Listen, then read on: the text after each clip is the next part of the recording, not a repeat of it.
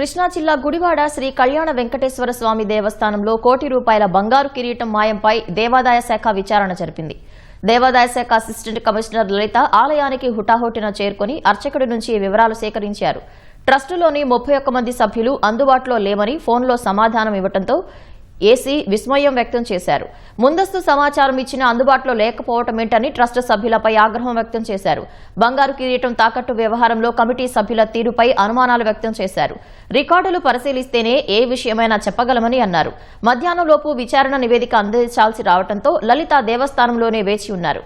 వ్యవహారం మొదలటంతో తాకట్టు కొట్టు వ్యాపారి పరారీలో ఉన్నాడు. తన అకౌంట్లోకి తాకట్టు డబ్బులు పంపితేనే ఊర్లోకి వస్తానంటూ తాకట్టు వ్యాపారి మధ్యవర్తులతో ట్రస్ట్ బోర్డుకి సమాచారం అందించారు. నాకు ఈ టెంపుల్ కి సంబంధించిన రికార్డ్స్ అవి అన్ని కావాలండి. అంటే ఒక ఇష్యూ జరిగింది, ఎవరైతే మీరు ఎవరికైతే ఇవ్వగలరో వాళ్ళకు కొంచెం ఆ రికార్డ్స్ అన్ని నాకు ఇచ్చేలాగా, అంటే నేను వెరిఫై చేసుకుని మళ్ళీ వెంటనే మీకు ఇచ్చేస్తాను. వెరిఫికేషన్ కోసం మాకు సపోర్ట్ చేయండి కొంచెం. జస్ట్ ఇది ప్రిలిమినరీ ఎంక్వైరీ అండి. ప్రిలిమినరీ ఎంక్వైరీ చేసుకుని రిపోర్ట్ తయారు చేసుకుని వెళ్ళిపోతాను నేను.